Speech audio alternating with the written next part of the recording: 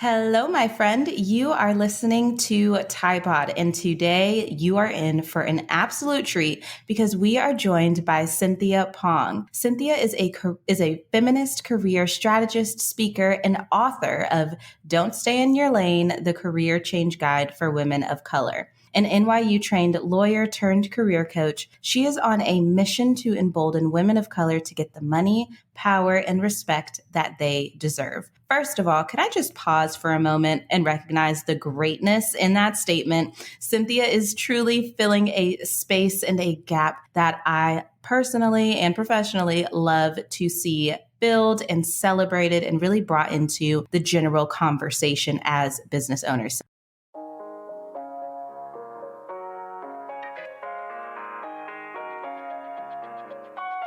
Hi there. Thanks for tuning in to Tide Pod, a podcast crafted by Tiana Tai to help you purify your purpose in business, love, and life.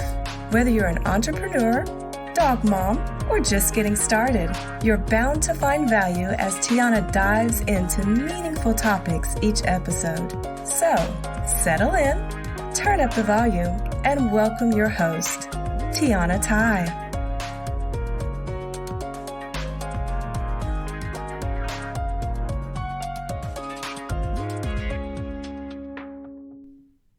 I've got to take just a quick second to ask you for a serious bit of support. Tide Pod would not be possible without your reviews, your comments, and just all of the positive feedback that we've been receiving so far. So if you haven't already, please go on, hit subscribe to make sure you're not missing out on any of this good and free content, and also be sure to leave a review. You may think that I'm not looking at them, but I swear to you, my friend, I read every single review and it just makes my heart so happy. So if you haven't already done so, hit pause, leave a review, and then let's get back to the goodness. I feel really honored and excited to have you, Cynthia, here today. And I would love it if I could just stop babbling for a moment and turn it over to you to introduce yourself to the Tide Pod community and talk a little bit about your journey so far. Yes. Wow. Thank you for that super warm and generous introduction. I had a huge dorky smile on my face as you were talking about me. So thank you. Thank you so much. And I love, love, love your work and your podcast. So I'm really, really jazzed to be here. My journey has not been linear. I'm a trained lawyer and I used to be a public defender, but I burned out of that work. And after doing it for 6 years, I knew I needed to make a change. So I stepped back from that work, did a lot of soul searching. And that's when my entrepreneurial journey really began. I got it in my head that I wanted to work for myself and set up my LLC. And then from there, it was just trying one thing, pivoting when it didn't work, pivoting a few times. And finally that led me to what I do now, which is career strategy for mid-career women of color. And I freaking love it. Happy to talk more about all the steps in between, of course, but that's the nutshell. Ooh, and that's a good nutshell. Yes. So I would love to hear just kind of how you got into that particular work. I feel I don't know, it's difficult work, first of all, but it's also extremely fulfilling and important work. So I would love to hear a little bit about that. Yeah, you mean the coaching? Yes, ma'am. Mm-hmm. So it was 100% trial and error. So, with our careers, I encourage, clients and other people too, to think about it as an experiment, because I feel like it takes a little bit of the pressure off. It's not like you get one shot, and it's do or die from there. You really do. There are very few things in career that are not course correctable. So I encourage people to, try to just take that first step, and then that will lead you to your next step. That is exactly how I did my kind of life as an entrepreneur. Because the first version of my business was doing nonprofit consulting to work with nonprofits and social justice organizations to be more supportive of their staff, provide better services to their clients, stuff like that. But it really didn't work. I was not getting clients. So I had to go back to the drawing board. And the second version was a much better fit. It was doing mindfulness training. I was more successful at it, making money, but there was still something missing. And so I had to pause again, Tiana, and be something's not right here. It's not what I want it to be. And so then as another experiment, I put out a message on my personal Facebook being like, hey, I'm taking on clients in a one-on-one coaching capacity, because I realized that missing piece was I really love working with people individually because I'm highly introverted, and I love working with them on like deep change, like long lasting change. So that's why I was thinking coaching. And honestly, at the beginning, I was so broad and vague about it. I wasn't even clear on whether it was life coaching, career coaching, who I wanted to work with. I just put out this message kind of to the universe through Facebook. Mhm. And then I niched down from there, like looking at who was coming to me, who I loved working with the most. And I landed on this this targeted audience because I realized, like you were saying, there's like not enough tailored, customized services for women of color in career development, professional development, leadership, you know? And I was like, that's ridiculous. I want to be there. And we are so lucky that you are there and filling that space, right? And Thanks. even when I think about the title of your book, Don't Stay in Your Lane, I'm like, Yeah. yeah, don't stay in that. Like, I'm like, amen. Let's talk about it. So I wasn't actually planning on asking you this, but I feel Yeah, the need to. Can you tell us a sure. little bit about kind of the topics that you cover in that? Yeah, I would love to. And, I also had like, figuring out even the title of my book was a journey because I'm not one of those people that's good at coming up with like quippy, sticky, catchy titles, but I meditated on it multiple times. And this was one of the options. And when I surveyed like some of my clients and people I trust, that was the winner by a lot.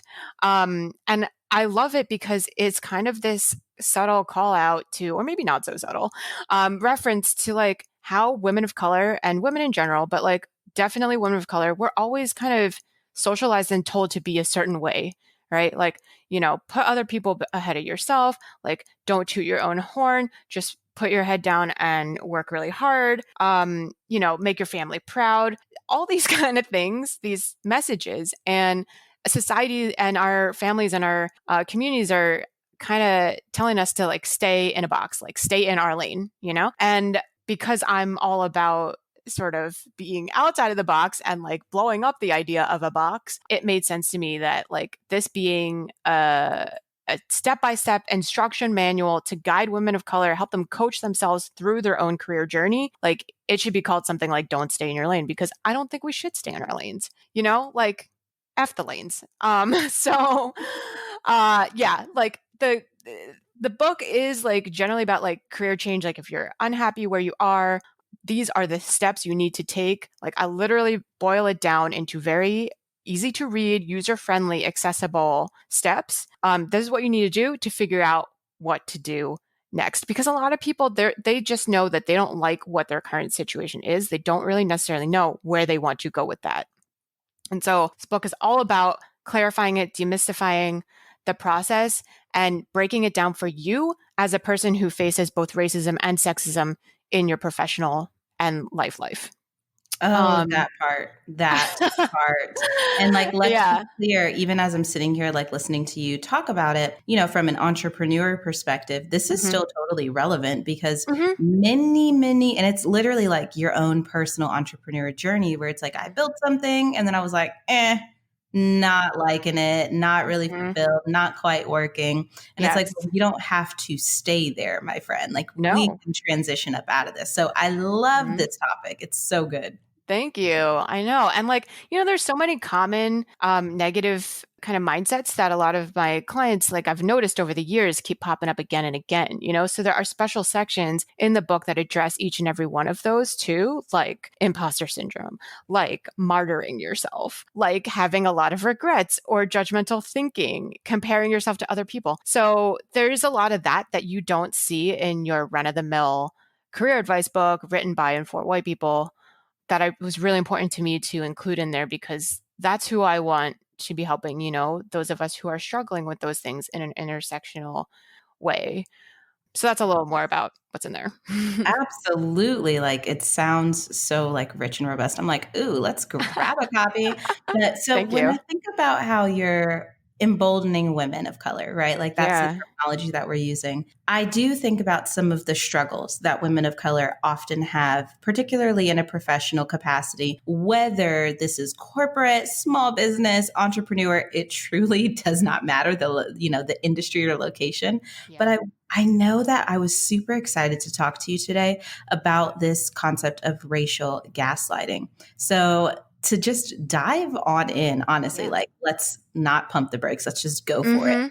Mm-hmm. Can you talk to us, just like introduce the concept to me as if I was a second grader? Oh, that's so challenging. I will do my best. Thank you. First, I'm going to start with my favorite definition, then I will break it down for the second grader. So, my favorite definition of racial gaslighting is from Sheila Wise Rowe and her book, Healing Racial Trauma. So, she defines it as the ways that individuals or institutions try to manipulate or question people of color's sense of reality, often to assert or maintain control, superiority, or power. So I know that's very academic, but now I'll break it down. It's basically, yeah, it's really good. The way that she really just names it, but for practical purposes, like all you need to think about is anytime you as a person of color are pointing out that there's something racist or like wrong with how things are, you have that like internal spidey sense, like something's not right here. Mhm. And then other people, usually white people, but like it could also be other people of color, try to make you feel like you're making it up or you're the problem or you're wrong. And you start like second guessing yourself or doubting yourself and being like, wait, am I the one who's really out of line here? Like that's racial gaslighting. That process of being like, something is wrong and this feels, racist or oppressive. Other people being like, no, Tiana, like you're totally off base here. Like this is ridiculous. We have Black employees here. you know, like that type of process is racial gaslighting. Oh, yes. Oh my goodness. And then when they're just like, are you sure you're not, reading Mm-hmm. too much into this? Yeah. It's like, Uh-huh. I'm pretty sure I know what I'm looking at right now, but Yeah. it's fine, guys. Right. But it's not. Exactly. But it's not. Yeah. And that's why we're calling it out right now. Yes. And, I do think it is like a concept that's getting a lot more traction now in this year with the BLM movement and, Mhm. a lot more just heightened awareness around this. So, it's honestly something that like I knew it existed before, but I didn't have this term for it until very recently. And now I'm just like really, really into talking to people more about it so that you are aware and you can make sure that you don't fall prey to this type of thing. Right. And I'm curious, just from like your personal perspective, how do you feel about, and not just like feel, but also Mm-hmm. just professional opinion Yeah. around, the conversation being amplified, which is a beautiful thing. But Yeah. I feel like from my perspective, it's definitely been amplified in my professional community Uh-huh. in ways that it never was. And as people of color, women of color, that has been a very intriguing experience. So I would love if you shared some of your perspective on what that's been like and what you've observed through it. Yeah, I mean, well, first I would love to hear how you feel like it's been amplified, like for you and in your lived experience. I would say, I feel like prior to this, there's always been all of this, but there's Yes. always been, smaller instances, right? Mhm. Um, I do remember, I don't know, early spring when some of this stuff first started occurring. I remember it just kind of at first, as a woman of color, specifically as a Black woman, I Mhm. remember seeing some of the things in the news and it's just like, oh, this sounds terrible, but like motherhood and apple pie, like I've seen this before. It is what it is Mm. kind of at that Mhm. point, right? Mhm. And then as things have continued to progress and as additional things have happened and as the Mhm. conversation's been started, Mhm. it's just been a very different experience because I don't know, I feel like we all felt a lull, Mm. probably the last like month and a half, 2 months or so. But Mhm. for the most part, the conversation hasn't died down in the way that I've Mm. really experienced it before. So Uh-huh. that has been intriguing, is the word I'll use. Yes. Okay. I totally see what you're saying and I agree and I have felt that too. That, at first it was like yet another tragedy of another Black person being murdered by the state. I mean, this is something that I've thought about for years because I used to really be in that world as a public defender, it was heartbreaking, like every single time, that it would happen. And it was not infrequent. It happened like way too many more times than should be happening. And I'm even just talking about like the New York City area with the NYPD. So, and in those times, it did have this sort of more short-lived feeling. And this time, like after Eric Garner, it felt like, oh, okay, it might just be like another, short sort of sprint for like the next couple of weeks. And then it's like the system's going to wear us down again. So I was really heartened when it like did continue. And I agree that like in the past month or two, it has sort of shifted again, and it's worrisome to me. But I do think that this kind of racial gaslighting in society has a role in this too, because it's just like these strategies to uphold and maintain white supremacy, to uphold and maintain white patriarchy through using the police, using political power, and again, marginalizing Black voices, making Black folks feel like they're making things up or blowing things up into a bigger deal than it should be. Like, I am genuinely concerned that that is going to affect people, because we do get tired, and the amount of resources that institutions and the state have, and this is so like far afield from what I thought we were going to be talking about, but like we're here, so let's be here. It's like, it's really easy for the institutions that have all these resources and stuff to wear down individual activists and individual voices like this. So, I don't know. I hope this is part of why like I'm trying to talk more openly about this, and like I'm giving a talk about racial gaslighting in the workplace at a conference next week and stuff, is to keep that fire going under people, and to be like, keep your eyes open. This is happening. We need to be aware of it, and we need to protect ourselves from it, because otherwise, again, this is going to die down, and the movement for Black lives, we have to keep it alive, Absolutely. And I want to really tap into this idea that you just brought up about particularly racial gaslighting in the workplace, right? So, Mm-hmm. and again, this is applying to my entrepreneur people. I know y'all listening, love y'all. So let's talk about how it can show up in the workplace, especially for entrepreneurs. Yeah, I love thinking about this because it can be very subtle sometimes.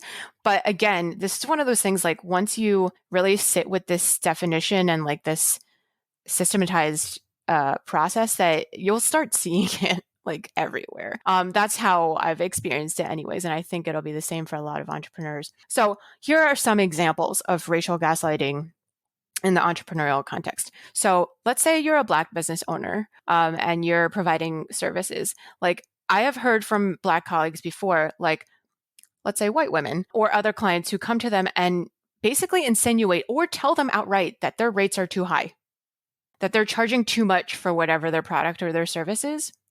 And that's one of those things that feels like on its face, like, okay, that's someone's judgment, like, okay, fair. But like, actually, what it does to the person hearing that is it causes this whole kind of, or it can cause this whole domino effect of like, oh my God, am I really charging too high? Like, and like we've been told like all our lives, and especially Black women, I think, is like, you're less than, you can't charge as much, like your stuff is not worth as much as whatever, white people doing the same thing. So that's one example. Another example is telling entrepreneurs who focus their services on serving only people of color or women of color clientele that this is going to alienate clients. It's going to be bad for your business. You'll never be able to have a sustainable business with that narrow of a, niche. Like, so obviously this is one I've faced myself, but I'm sure. Yeah, that's total BS. And saying that is like reinforcing this underlying idea that there's not enough people of color who are deserving or who can pay for your services or like all this stuff and don't deserve like customized services, right? So that again upholds like a white set of white norms. And the third thing I'll give as an example is like any time that you're feeling like your client or your customer is treating you differently because of your race or because of your race and gender, and then you're starting to feel a little wary about it, but you notice they're doing things to make you feel like you're being too sensitive, or you are, like seeing things that aren't there, that you're the problem. You just need to adjust your mindset, stuff like that. Anything that falls within that framework is probably racial gaslighting. And what do we say? Because, like, I like to keep it real and think from all the perspectives. You know what I'm Yeah. saying? So, what do we say to the person who's like, okay, I've questioned someone's rates before. I've done something like that, or yada, yada, yada. Mm-hmm. And I had no intention or like Yeah. underlying plan to do that, particularly because of their race or because, I'm at, a greater power dynamic or whatever whatever the instance is. So, what do we say to that? I'm curious. Yeah. So, as people may have seen on social media or elsewhere, intent doesn't equal impact. Like you don't have to be going in with a bad intent at all in order to have a terrible impact, to be totally honest. So, like, understand that. And then, you can do things to rectify any harm that you might have done. So it's still okay. Like, you could go back to the person and be like, I remember that I had said this to you about your rates before, and I want to like let you know that if it harmed you, is there some way that I can make it right for you now? And I'm sorry that I said that. I realize now that it was wrong and that it might have had a negative impact on you, although that wasn't my intent. You don't even have to say that part because like that's centering yourself again. But you can really just be like, I know it probably harmed you. What can I do to make it right? Mm-hmm. Oh my goodness. That's Can it. I jump in? I've Yeah, got it. please. Okay. Because I know earlier, like offline, you were like, I want to hear like your perspective on things. Yes. And so I don't usually talk about this actually in this space, in this, Tide Pod online entrepreneur space that I live in, but I do unconscious bias trainings in corporate. So that Oh, is, so yeah. Yeah, so I'm familiar with some of this stuff. But when Yes. you were talking about impact, like intent versus impact, so I wanted to chime in because that's one of the things that we study, which is like disparate treatment versus disparate impact, right? So to break it down for y'all, really just to revalidate everything she just said, disparate treatment is going into a situation with the intent of, treating someone differently because of some categorization, whether it's race, sex, sexual orientation, religion, whatever it is, right? There are so many dimensions of diversity. Don't even get me into it. But disparate treatment is going in with that intention. Now, disparate impact, you do not have to have any intention, but at the end of the day, you're still impacting someone in the same way. So the example that I always use just to like put arms around this thing is, let's say, and this often applies to corporate, I'll keep it real here, but let's say there's a pregnant woman in the office and her boss is looking to give somebody a new opportunity for like some big project with a lot of visibility, that sort of thing, right? And what they will do is if it was disparate treatment, they would say, oh, Cindy is pregnant. Not going to choose Cindy for this project because she is pregnant, right? Right. If it's disparate impact and what's happening is totally unconscious and the boss is not trying to treat Cindy differently, but really the underlying reason why they're not choosing her is because she's pregnant, even if that never crossed their mind consciously. Right. They're still impacting Cindy in the exact same way. Cindy is not getting the project, y'all. So I just wanted to like validate everything you're saying and really give an example that puts some meat to it, because it's not to say that everybody or that like we know we're talking about things that can be kind of triggering. So it's not even to say all the time that people are sitting here thinking, I'm going to treat you differently. Right. Not But at all. that doesn't change the fact that that's going to impact Cindy's career. And it's going to impact the trajectory of her career impacts her life. You know what I'm saying? So I don't think we're being dramatic about any of this. No, not at all. And that is a really, really fantastic example because, even as a listener to that scenario, like I could feel myself being like, yeah, like we might not want to pick Cindy because then Cindy's going to have to go out on leave. And what about the project?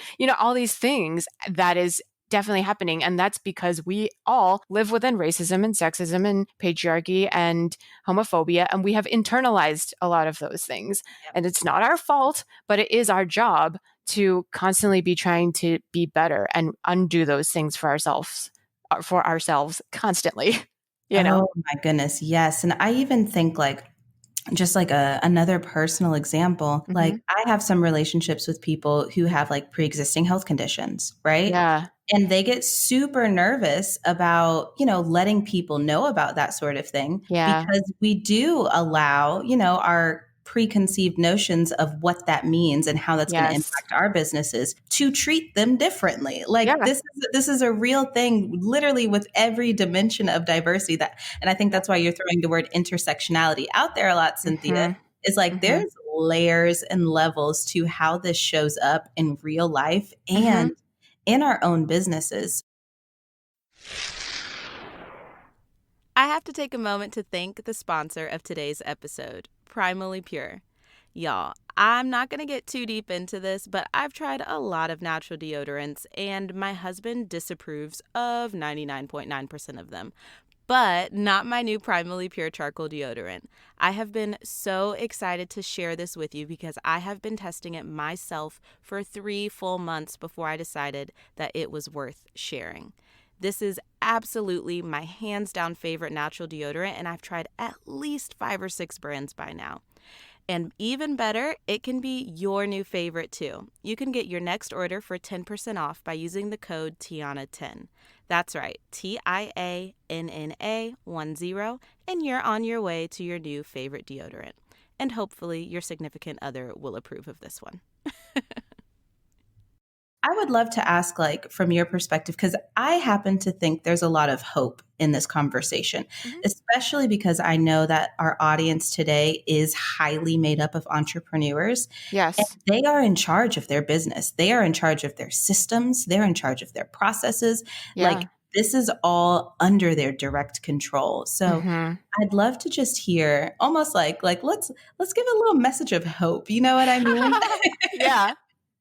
Yeah. So like I do the work that I do because at my core I believe that people are always capable of change. I even named my business that way, embrace change.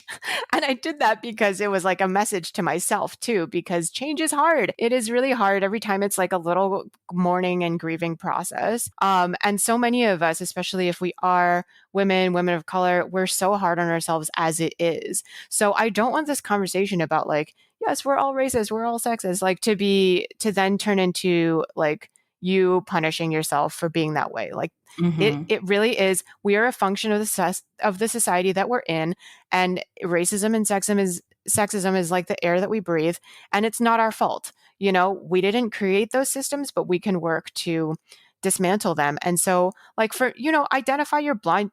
It's of course it's kind of ironic. We're like, well, you don't know what your blind spots are, but like work with people, hire people like Tiana to do the work with you, the unconscious bias work, the anti-oppression work, invest in the people who are doing this very, very hard mental, emotional, psychological labor to help us all be better and to be more anti-racist. And I know that one of the areas in which I'm the weakest is ableism. So I'm always trying to catch myself when I'm using like just casual like ableism, like works its way in because I use certain words in like a harmful way, so Hmm.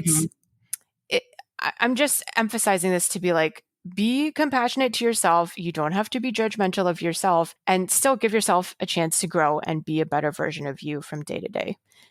Is that hopeful enough?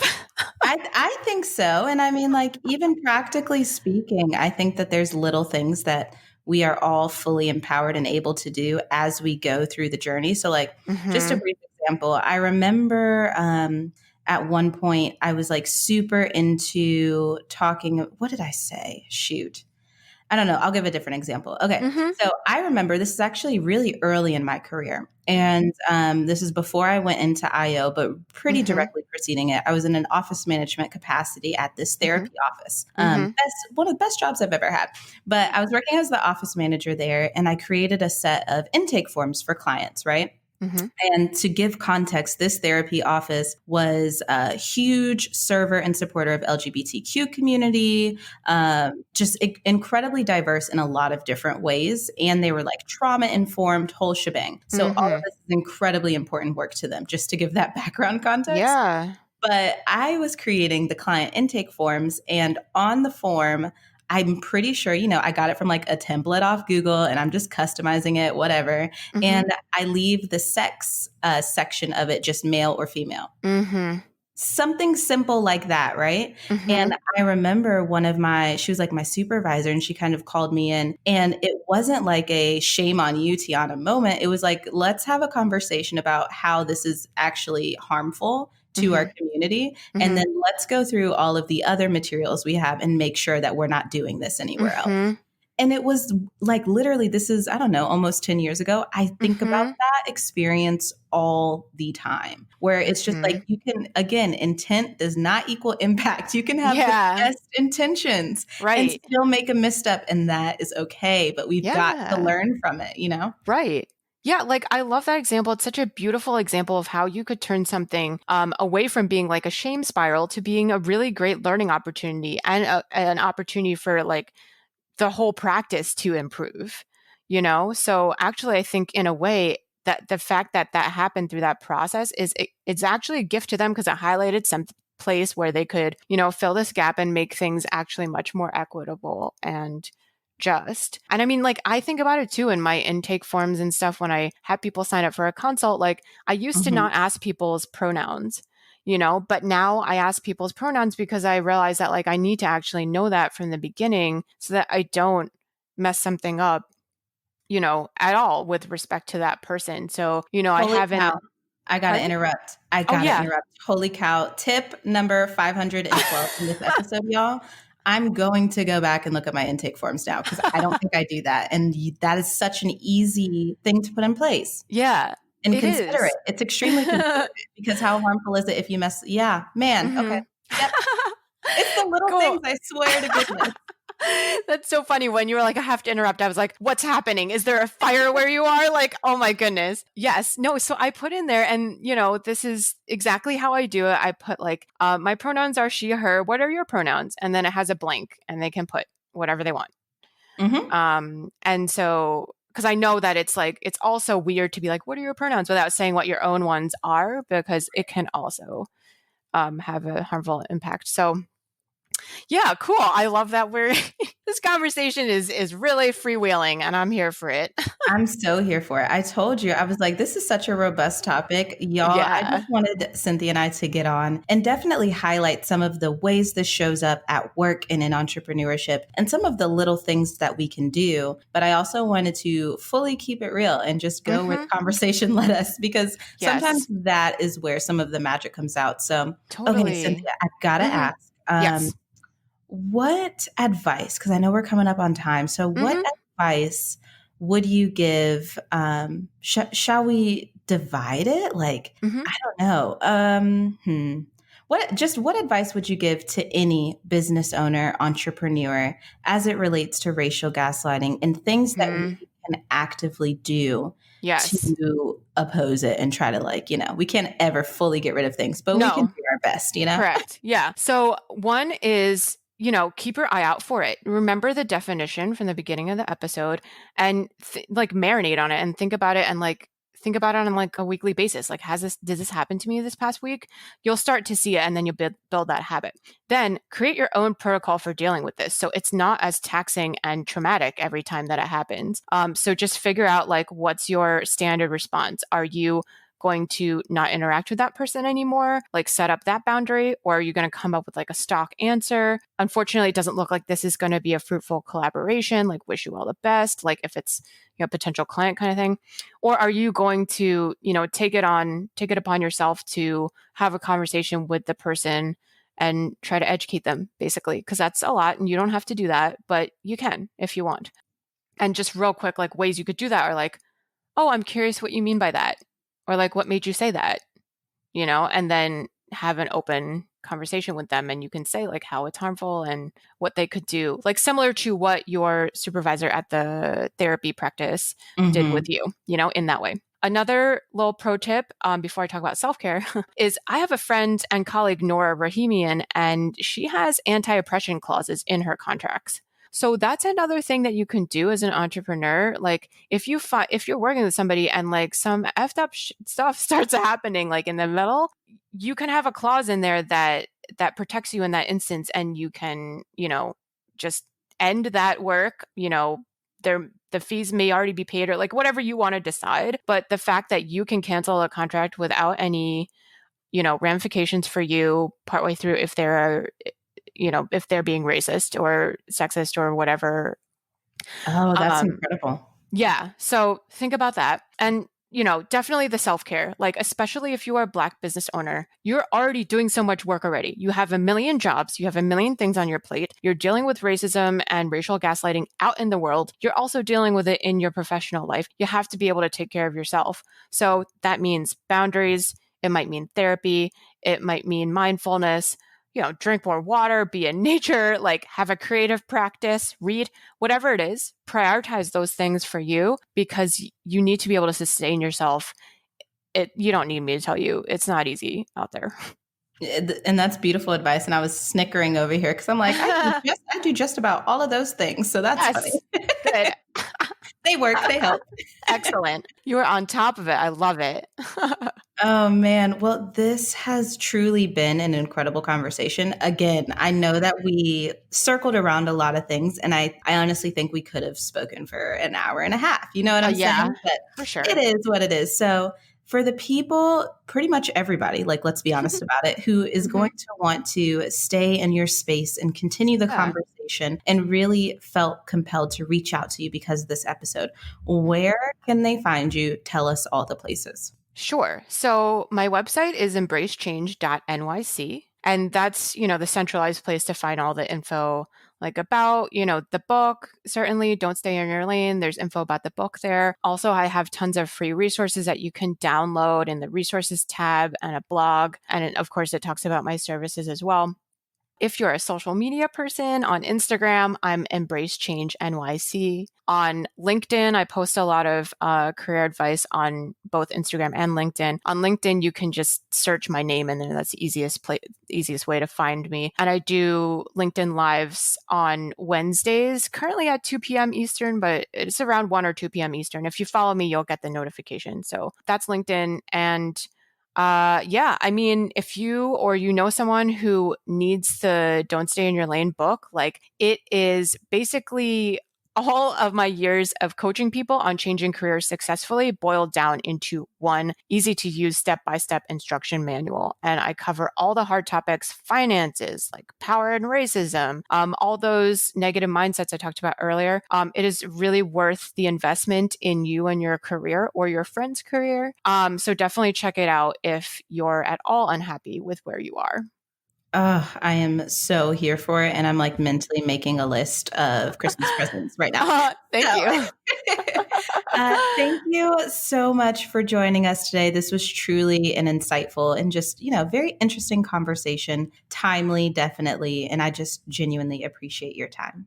Thank you so much, Tiana. I appreciate you, and thank you for doing all the work that you're doing. I didn't even know about the unconscious bias stuff until today, but thank you for that as well. You're just, I don't know, you're trailblazing all over the place, and I think it's so awesome and badass. So thank you for that. Oh my God, my whole heart. Oh, okay.